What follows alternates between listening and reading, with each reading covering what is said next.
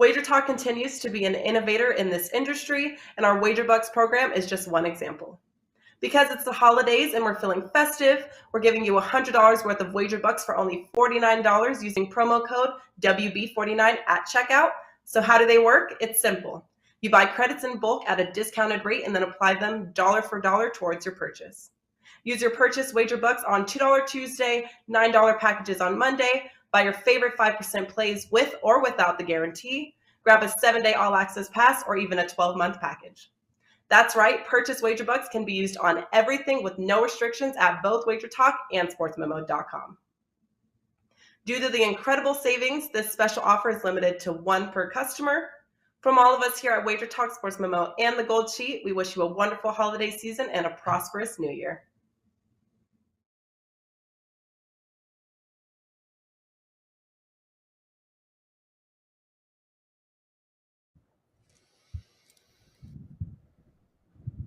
Welcome into the best damn college football show out there. I am Drew Martin. We got Ralph Michaels, Robbie Veno. We're breaking down 4 bowl games here. Some good ones. Hopefully find you some more winners than losers. First up here, Ralph Michaels, Stat Daddy himself, as hot as anybody in the business. Congrats, Ralph, man. All I see is smashing winners there at WagerTalk.com.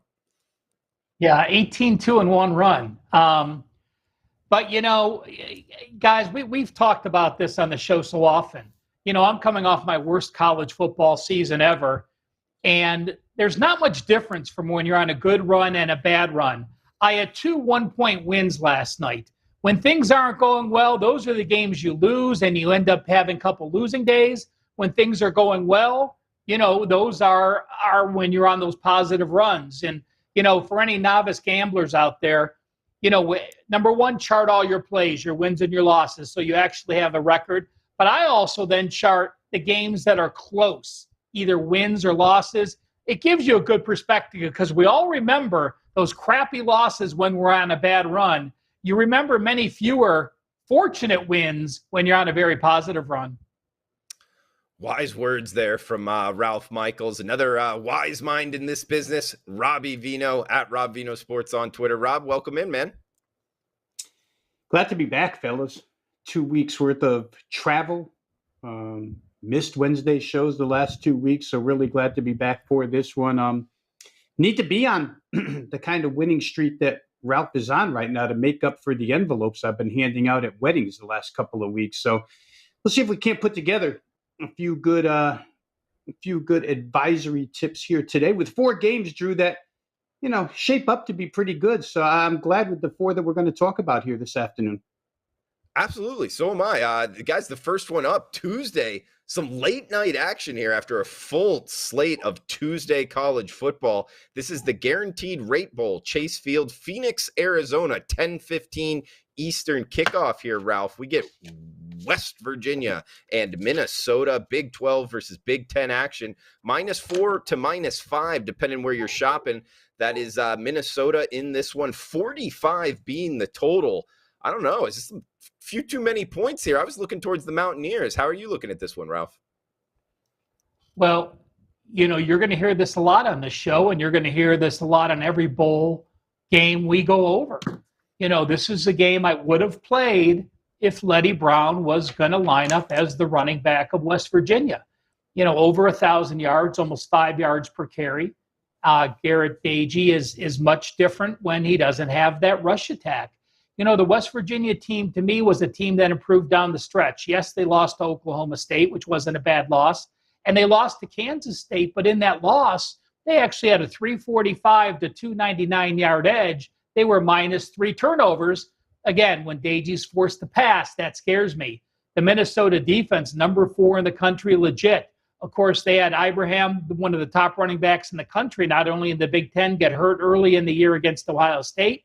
And the rush attack just not the same at 4.2 yards per carry. P.J. Fleck has lost 10 games as a straight-up favorite. And this year of Minnesota's 12 games, 6 have been upsets. They've pulled an upset win in 4 games. They lost as the favorite in 2 games. As I said, I liked West Virginia. Now, while West Virginia is 1-10 their last 11 in bowl games, so much of the bowl games are based on head coaches And I do put a great deal of importance on head coaches and what their record is. Neil Brown, now 4-0 straight up as a bowl coach. PJ Fleck, 2-0, winning 2 games as a dog. He was a 5.5-point dog and won by 24 points. And he was a 7-point dog and won by a touchdown. But here's the difference. When PJ Fleck came to Minnesota, Minnesota was not a good program. It was row the boat, let's buy in, let's become a winning program. This year, the way they started with the loss to Ohio State and then that upset loss to Bowling Green, they were thinking they were going to be in a bigger bowl than they are. West Virginia, where they are, yeah, perhaps they had higher expectations, but I think overall, the West Virginia fans are more excited to be here. Lean with West Virginia for me. Again, this is an opt-out that cost me a play because with Letty Brown in the lineup, I would have been on West Virginia. Good stuff, Ralph. And Robbie, coming to you next, Ralph brings up a good point. Head coaches in bowl games, how they performed in the past, something I like to look at as well. We get 2 young, I guess you could say up and coming head coaches, at least from where they came from, from the MAC and from the Sun Belt. Now they're finding themselves making a little bit more money, I guess we could say, and coaching very well in bowl season. We remember some of those Troy years with Troy Brown there, Robbie. I know you were on some of those. And then like Minnesota, those wins as dogs like Ralph talked about, one of them was against Auburn. They looked really good in bowl season. So it's kind of a wash there, both towards the positive with both of these 2 head coaches. How are you feeling here? Row the boat, or you think the dog is barking? I think I feel row the boat, Drew. First of all, the line at -4.5 right now as we speak. My power ratings only made Minnesota 2.5. You're going to see a lot of that. Ralph talked about us seeing a lot of, conditionary plays that are ruined because of opt-outs.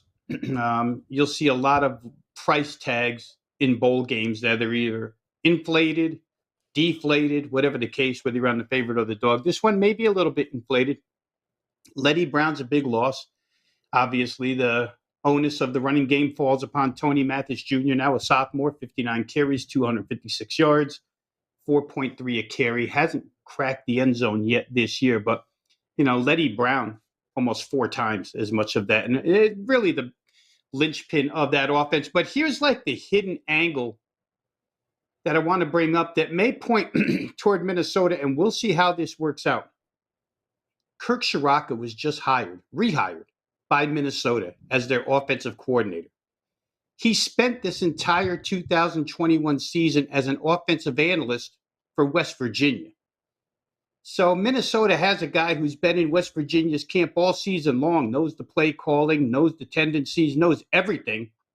Does that help Minnesota here? I mean, you got a guy right on your sidelines who can tell you, or at least up in a booth or somewhere that could tell you, or during the 15 practices, that can show you what West Virginia does. Does West Virginia go out now and scramble everything up during their 15 practices, or do they just play it the same? Either way, I think having Kirk Shiraka is a huge advantage here for Minnesota. Again, a guy who's very, very familiar with what West Virginia has done this season offensively. He also comes back to Minnesota. He was here under PJ Fleck 2017 to 19, then took a job at Penn State as the offensive coordinator in 20. The COVID year, he worked under Fleck at Western Michigan. So the relationship here is really, really good between these two. He's now back. Fundamentally in this game, Minnesota's an unbalanced offensive play calling club, right? They just lean on the run, on the run, on the run.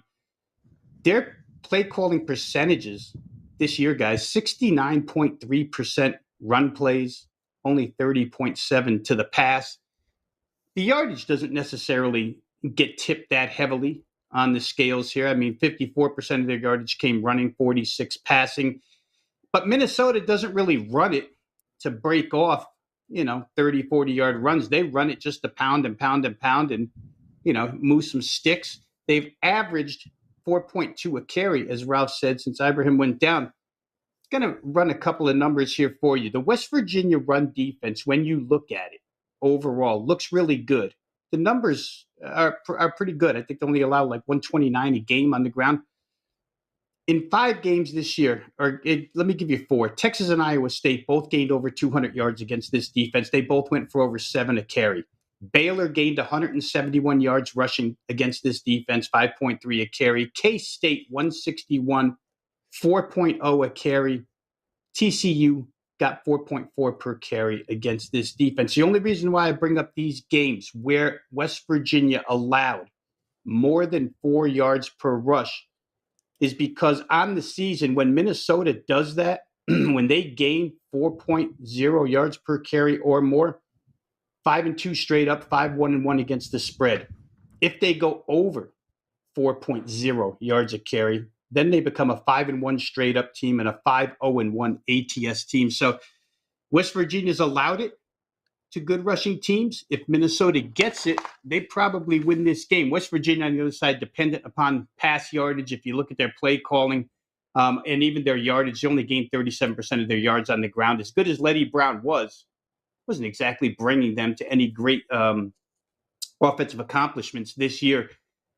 Ralph talked about Minnesota's overall defense. The pass defense has been great, 7th in the nation in completion percentage, 9th in the nation in pass yardage allowed.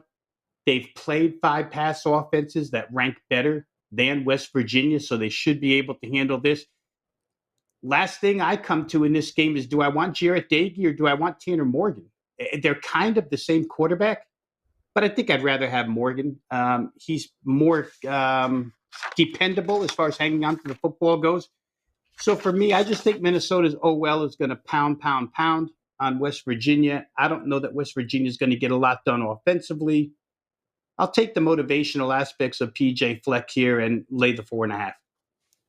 Okay. Would you take PJ Fleck or Troy Brown, Rob Veno, as the coach you'd want to bet on more? At this point in time, I'd probably say PJ Fleck over Neil Brown, simply because in Power 5 action, Fleck's been a little more successful at this point. Okay. With a middle of the Big Ten program, much like Neil Brown got a middle of the Big 12 program at West Virginia.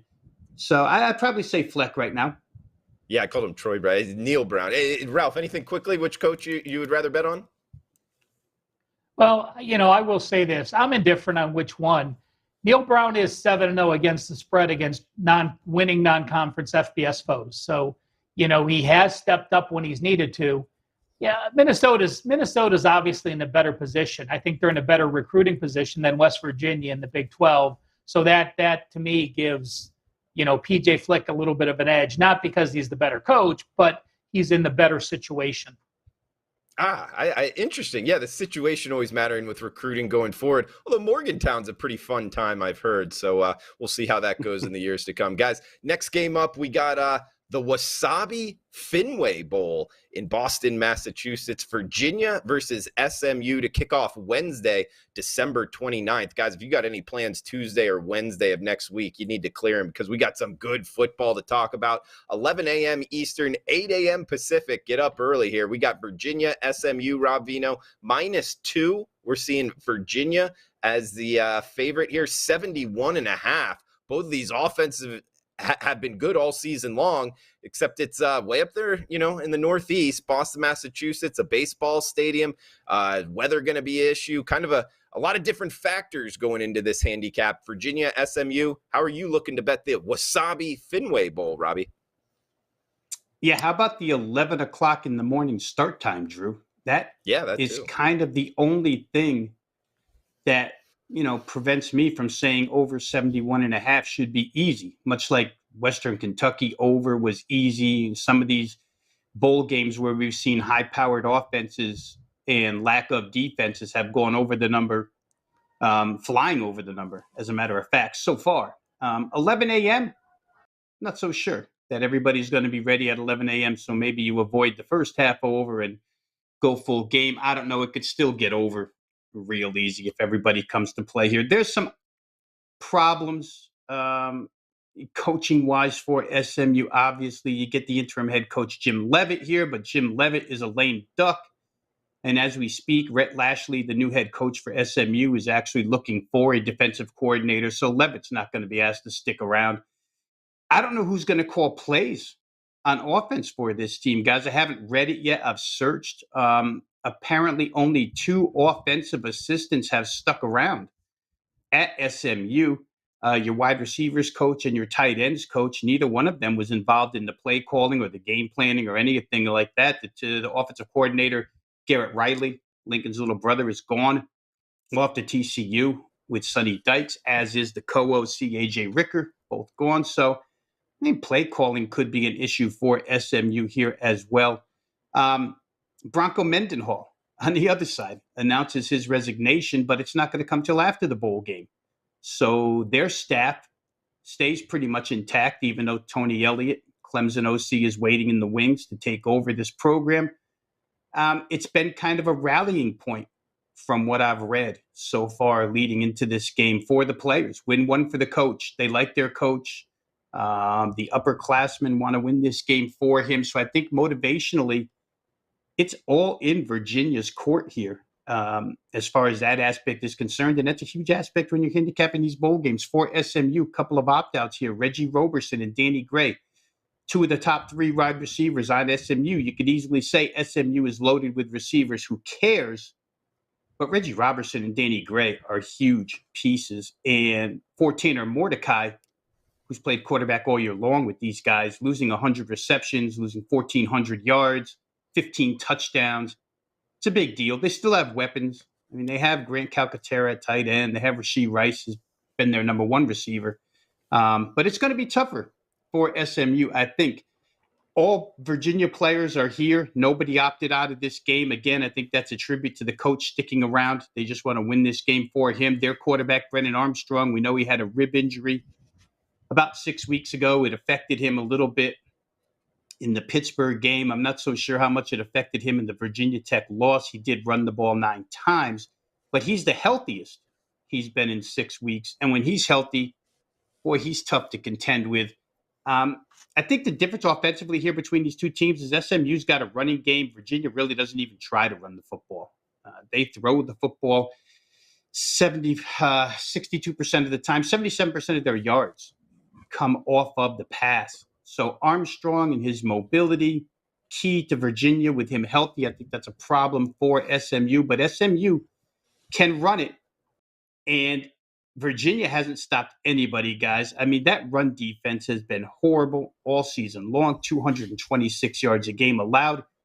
So SMU may be able to balance off the losses of the wide receivers with this ground game, which again would lead to points, right? I mean, the early start, again, is the only thing keeping me back from saying over 71.5 here. I think, SMU hasn't seen a bunch of mobile quarterbacks this year. Desmond Ridder and Max Dugan were the 2 I could find. Desmond Ridder absolutely shredded them. Duggan had a pretty good game as well. If you're looking at the total, 3 of UVA's last 5 games have gone over 85 points. 3 of SMU's last 5 games have gone over 80 points. So obviously this adds up to playing this game over the total. Quarterback pressure might be a little bit of something to worry about. Virginia gets none of it. SMU allows none of it, so Mordecai should stand back there all day long when he has to throw. To me, it comes down to the motivation in this game. I think of all the plays, I probably like UVA the best. They're minus 2.5. They're still under a field goal. The weather in Yankee Stadium, in Fenway Park for this one is supposed to be around 40 degrees, partly sunny with some clouds. So I think I'll look towards UVA at this point in time, minus 4.5. But again, I just want to point out that these games we're talking about go a week from now. And this rapid spike in coronavirus and COVID knocking kids out of games is something we worried about last year. And we couldn't release plays early because you never knew if your team was going to be ravaged at game time. And we're kind of in that same boat again. As for now, I'd look to UVA. Let's hope they stay healthy. Yeah, good points there, Robbie. And Ralph, coming to you next. This matchup, a lot of moving parts. I mean, the head coaches, and it's happening in bowl season, but especially here, the Virginia one, that was surprising to me. I thought he got that ball rolling. And SMU, bringing in Rhett Lashley, but he's not going to be coaching in the bowl game. How does that really affect your handicap? And what are you thinking here, Virginia, SMU, Ralph?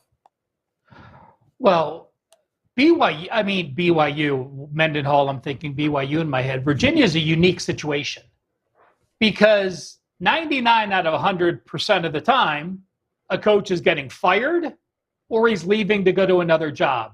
Very rarely do you have the rally, we can play around you head coach. I give them a 2 or 3 point intangible for that. SMU, he leaves for another job, takes almost all of his coaches. The one coach he doesn't take, Levitt, is, again, the one stuck behind the head coach. Both OCs are not going to be here. Anai is not going to call plays for Virginia, and we don't know who's going to call plays from SMU. So that is a negative for the over for me, is that the play calling is going to be up to someone else. I did go to my database, guys, and since 2011, when there's a bowl total of 70 or more, there's only one this year, and it's this bowl. Those bowls have gone 19-9, 68% to the over. So there's a reason. I'll talk about the very low totals when we get to the Cheez-It Bowl and the very high totals. There's a reason the totals are that high, and there's a reason those totals are that low, but it has played the way it's supposed to with those totals going over. Just a couple things I want to mention. Both teams finished horribly on the season. SMU losing 4 of their last 5, Virginia losing their last 4. Rob mentioned the 2 wide receivers for SMU. There are 6 starters that put their name in the transfer portal for Virginia. We'll see what happens. Might they pull them out because a new head coach has been named? Will they take them back? Might they actually go somewhere before the bowl? When you have 3 offensive linemen in the transfer portal, that's another concern for me for Virginia. But one of the biggest stories is because they hired Tony Elliott from Clemson as the head coach, Brennan Armstrong said he's staying. That's the biggest thing, is not losing Armstrong as your quarterback, playing in this bowl game, and know he's going to be your quarterback for next year. That's the biggest thing for me to be on the Virginia side, as well as them playing for Bronco. Looking at the WagerTalk Bowl Guide, I wanted to point out Virginia's played the number 37 schedule. They're 50 yards per game. SMU's played the number 89 schedule, and they're plus 50 yards per game. So we have 2 identical teams with season-to-date stats identical. One's played the number 37 schedule. One's played the number 89 schedule. This price, to me, seems very cheap with that statistical profile in this game. And, finally, I'll say this, is that American Conference dogs, AAC dogs of 6.5 or less, the AAC always says, hey, we want to be a Power 5 conference. And yes, Cincinnati finally got them there this year. But American Conference dogs of 6.5 or less have failed to cover 13 straight games. So to me, that's certainly a reason. You have a higher powered conference with the coaching, with the much better quarterback, with their receivers playing. It's Virginia for me. And Rob did mention the weather. I did look at the forecast, 42 degrees, 24% chance of rain, winds 10 mile an hour. For those that do want the over, that's the important thing to look at. But do check that weather, and especially the wind, as we get closer to the game. Ralph, both you and Rob mentioned this in terms of the story behind Bronco Mendenhall leaving. It's kind of a little bit head scratching. He kind of got that ball rolling, and he's not even taking another job. It's almost like, really, what's going on there? Do you know that? And also, why are you looking at it as a rallying point if he's kind of quitting on the job? He's not quitting. He left the program to spend time with his family. That's his reason. Football's a grind, and he's been doing it for that many straight years. And I mean, is any player going to fault you for doing what's best for your family and he's not taking away from the kids. And look, they got Tony Elliott as a head coach. It's not like they hired someone from the inside. So to me, he's a family guy that was, a Mormon head coach for all those years. We know what the Mormon faith is and what faith they put in their family. And Bronco's just that kind of guy. You said it's time for me to spend time with wife and kids. Okay, fair enough. Thanks for explaining that, Ralph. Guys, we got 2 games left. We got Next one up, all in line here on Wednesday, 2:15 Eastern, Maryland and Virginia Tech. Ralph, coming to you first. This is Yankee Stadium, Bronx, New York. So we're going from Fenway to Yankee Stadium, some college football. Hey, welcome to 2021 here. December 29th, -3 in the hook. That's the Maryland Terps. 55 being the total. What are we liking here? Big Ten ACC action in Yankee Stadium, Ralph. Well, weather first, 40 degrees, 30% chance of rain, winds under 10 miles an hour. So we've seen some ugly weather in Pinstripe Bowls. This isn't it. Opt-outs. The Hokies, your quarterback's transferring in Burmeister, and you have 5 players who are opting out to prepare for the draft. 2 defensive linemen, a quarterback, an offensive lineman, and a wide receiver. To me, it's night and day. I didn't bet Maryland early. I was worried about COVID. They were a 1.5-point dog. Those opt-outs happened. They're a 3.5-point favorite. I look at the 6 starters Virginia Tech's without, and to me, it's worth more than that. I still may get to Maryland on my card. Statistical profile. Maryland's played the number 17 schedule, and they're plus 22 yards per game. Against the top 20 schedule, you were plus yards.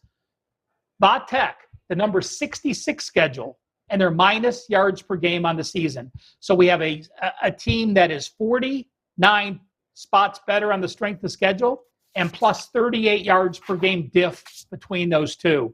It's simple for me. Maryland hasn't been a bowl game to 2016. They are absolutely thrilled to get to a bowl game this year. They lost 3 state. Guess what? You lost to Penn State, you lost at Michigan State, and you lost to Michigan. 90 out of 130 teams in the country are going to lose to those 3 teams. You finished it off strong with a bowl win against Maryland. Bowl teams that are 6-6 and win their final game have been a very strong bowl play. Maryland's my best bet. Maryland may actually be one of my bowl plays for this bowl season. Only one way to go for me. All right, Terps and Yankee Stadium for Ralph. Robbie, how are you looking to bet this Big Ten ACC matchup here? I won't disagree at all, Drew. In fact, I'll jump on that bus that Ralph is driving, and I'll ride along with Maryland. It's not just Trey Turner, the leading wide receiver. It's their second leading wide receiver, Tavion Robinson, as well. And he's their punt returner. He's returned every single punt for this team this year. Not that you can't find another punt returner, but again, these are things that are tough to replace spur of the moment. Those 2 guys combined, Trey Turner and Tavion Robinson, 84 receptions, 1,234 passing yards, 8 TDs for a team that really couldn't throw the football. That's why it's more of an impact. It's not like they have guys waiting in the wings. This was not a good passing team.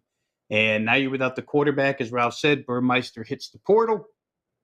A couple of starting DL, just to repeat what Ralph said, an offensive guard and a corner. So those are big, big subtractions from this team. My power rating showed Virginia Tech to be a 2.5-point favorite. The game opened Virginia Tech 2.5, so we've seen a 6-point swing.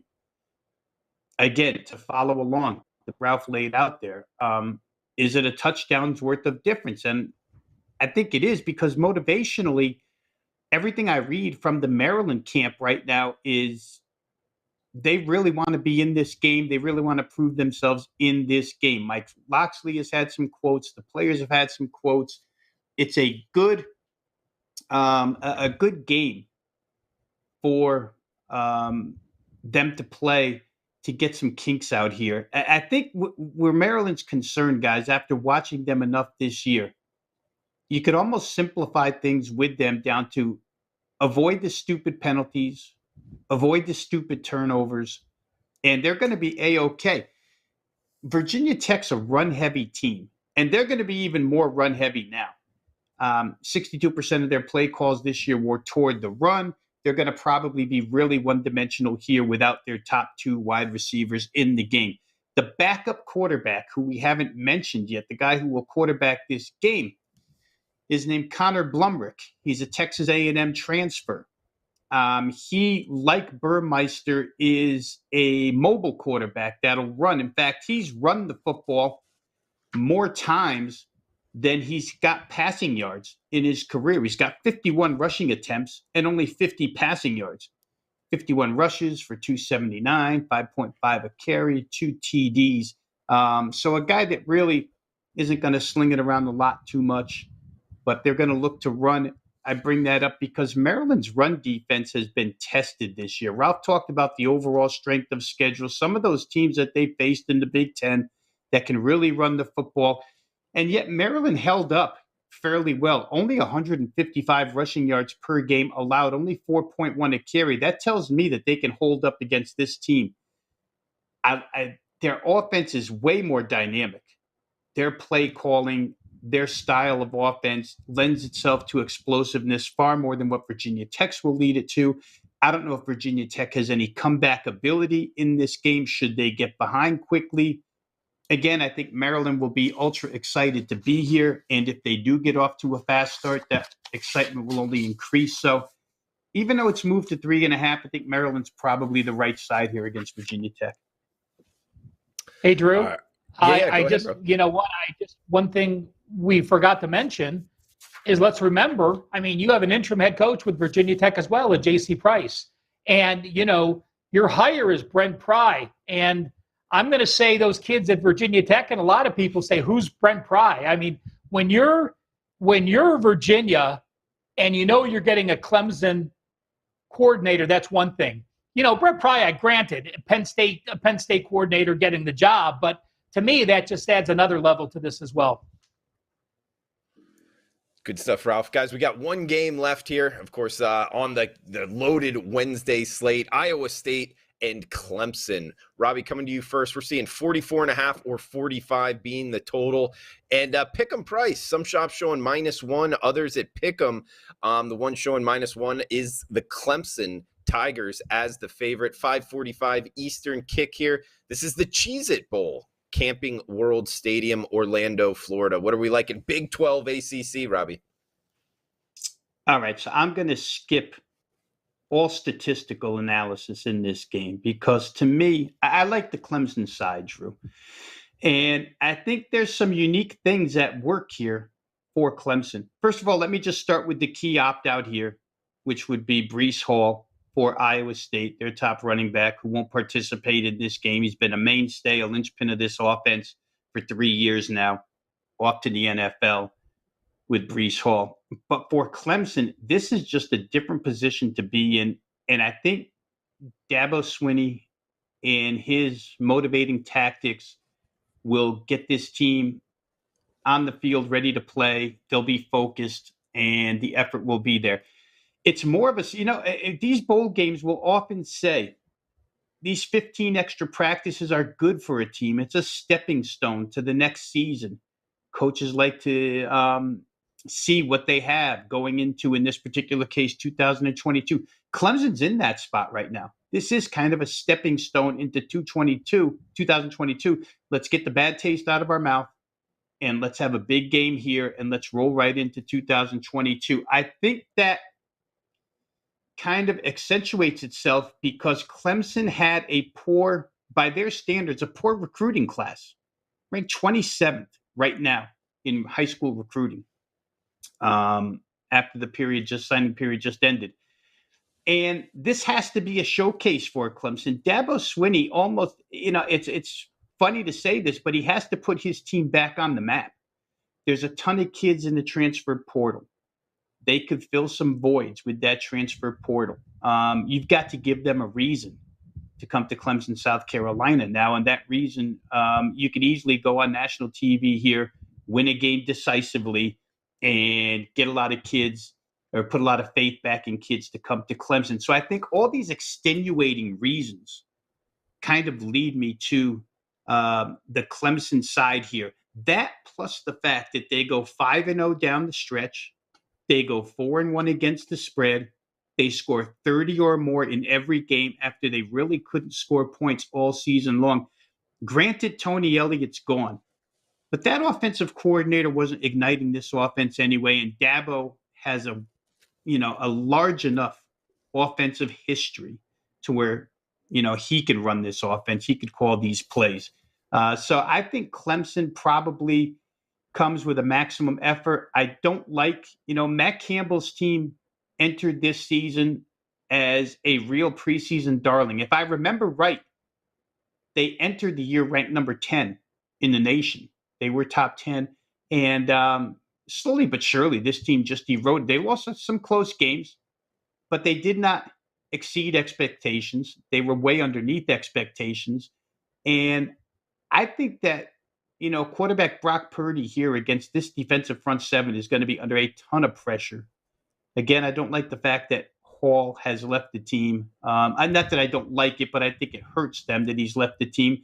And I think that the staple of Iowa State during Matt Campbell's tenure, which has been offensive line, could get overwhelmed by the Clemson defensive front seven here. So give me Clemson. I think the price is really cheap. I'm not going to say that it's not fair, because power ratings that I keep on a neutral field show Clemson should only be a 0.5 point favorite. It's right where they are. But I think they'll win this game by 10 or more. I like Clemson for a lot of the, like I say, extenuating circumstances more than statistical reasons. I think the on-field play will get there too. But give me Clemson -1. Ralph, coming to you in conclusion, Robbie brings up some good points. That Clemson offense, losing their offensive coordinator, they weren't exactly lighting the world on fire anyway. They got some talent on the roster. In Iowa State, you'd like to think, like Robbie just finished with, they'd want to be in a better bowl than here. So I'd look towards the Clemson Tigers as well. What are you thinking in a near pick-em price? Well, it's only fair I return the favor and hop on the bus that Rob's driving and just completely agree with the Clemson side. I want to put a number to what Rob talked about, throwing out the stats. Iowa State played the number 23 schedule. Clemson played a 57 schedule in a weak ACC. Iowa State plus 128 yards per game, Clemson plus 54. So you have a team that's played a schedule 22 spots better, plus 74 yards per game. Why am I throwing it out? Well, because they freaking sucked. They lost as a favorite 4 times, and when you're down, you'll gain a lot of yards coming from behind. Iowa State lost as a favorite of 4.5, 7.5, 7.5, and 10.5. He mentioned Hall being out. Well, tell you what, let's also mention the defensive freshman of the year, transfer portal, starting cornerback King, transfer portal, linebacker Horn, transfer portal. You're missing 4 starters from a team. Clemson, nobody in the transfer portal. No one has opted out early. That's incredible. Why? Listen, you've played for a national championship head coach. He's in the locker room saying, listen, guys, we've won our last 5 games. This is game number 1 to next year, our national championship season. Let's put it all on the line. Let's make it 5-6 straight wins going into next week. It's simple for me. And I didn't want to talk about the total because when we talked about the high totals, I want to mention the low totals. There are 4 bowl totals of 44 or less. There's only been 17 in the last 6 years. So there's about 3 a year. When you do have bowl totals of 44 or less, there's been 7 overs and 10 unders. So it has leaned to the under at 58% if you're looking at the low total. One interesting fact, Matt Campbell gets paid $250,000 for every win over 7. They're sitting at 7 wins. Shouldn't he have given Breece Hall like $100,000 and say, hey, listen, why don't you play? Try to get me an 8th win and I'll split the money with you. Joking aside, this is my bowl stat matchup of the year. Rob mentioned it. Iowa State has been sacked more than once in 5 games. So in 7 games, that O-line, because they have to worry about Breece Hall, was sacked 0 or 1 time. In the 5 games when they were sacked more than once, they lost outright by 10 as a 4.5 point favorite, lost outright as a 7-point favorite, didn't cover against Oklahoma State, lost outright as a 7.5 point favorite, and didn't cover against Oklahoma. 1-4 straight up, 0-5 ATS, and that Clemson defense has 24 sacks in the last 5 games. Clemson will be on my card, part of my bowl package. I like it. Ralph Michaels bringing the heat. Stat Daddy himself at Cal Sports LV on Twitter. Guys, he's a great follow. He puts out good information, as does Robbie Veno at Rob Veno Sports. Check them both out, WagerTalk.com. Listen to you guys talking about it. I had it circled, hadn't bet it yet. Guys, for the show, this is my best bet. Clemson, Pick'em. We got Pick'em at Circa and Westgate right now, pretty much -1 at all the offshores. So Clemson Pick'em if you can find it, -1 if not. That's my best bet for the show. The no opt-outs, no transfers, anything like that you were talking about, Ralph, on the Clemson side. I think there's something to that, setting the stage for next season, bounce back form, and talking about their offense kind of scuffling this season. I think that extra practice time, new coaches in there, at least the offensive coordinator not there anymore, might actually help in some way offensively. I'd look for Clemson to move the football and to win this game. Wouldn't be surprised if it was double digits. Look for an alternative line, maybe lay it there with the Clemson Tigers. Ralph, throw it to you next, man. Great stuff as always, guys. Like I said, give them a follow on Twitter. Check them out, WagerTalk.com. Something like an 18-2 run. Can't even keep up anymore, Ralph. So many wins in the last couple weeks. But I'll throw it over to you. Final thoughts, and if you have a most confident play, best bet for the show. Quick mention. If you haven't, not in my bowl package, came into the bowl season 33-15, 69% the last 4 years. Number one at WagerTalk. 5-1 this year in bowls. I do have a special BOWL 50, Bowl 50. Get you $50 off the rest of the bowls, $99. I'll have at least 2 5% and many more bowl plays. And I do want to, Rob, I'm just checking. That's pretty big of Drew to, after both of us just love Clemson and saying out on our card, jumping out first and saying that's his best bet. Thanks, appreciate that, Drew. I'm going to go Clemson, but I'm also going to throw in Maryland. Clemson will be on my card. Maryland, certainly best bet worthy. Maybe on my card. I haven't made that final decision, but both will be best bets for me on the show.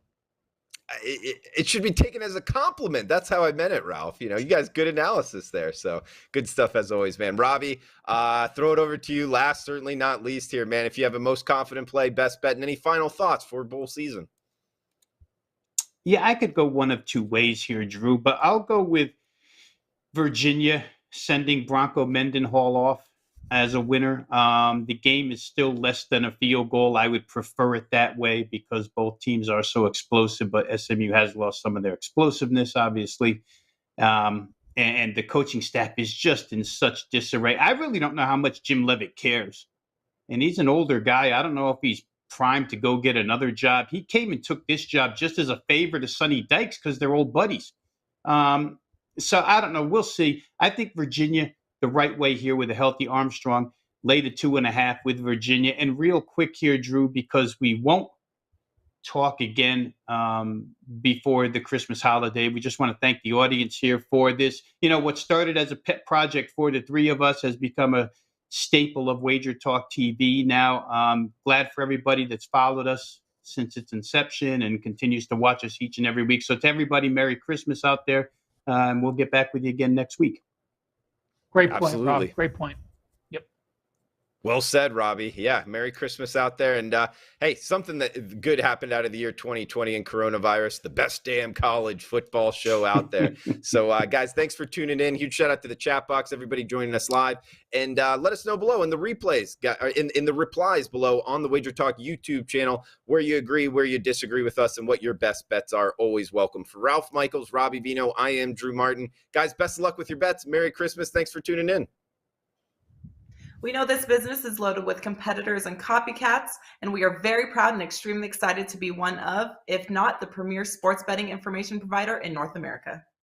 From a massive library of free picks and handicapping videos, daily shows, podcasts, and articles, our free live odds service, a team of the nation's finest sports handicappers supported with top-rated customer service, we pride ourselves on being the leaders in our industry, always looking to evolve and stay multiple steps ahead of our competitors. With that being said, we truly do want to let you know we appreciate your patronage. Moving forward, 7-day all-access packages will be reduced from $119 to just $99, and our 30-day all-access packages are also being slashed moving forward, going from $349 to under $10 a day at only $299. Our new pricing is already active and available just by going to your favorite handicapper's homepage right now.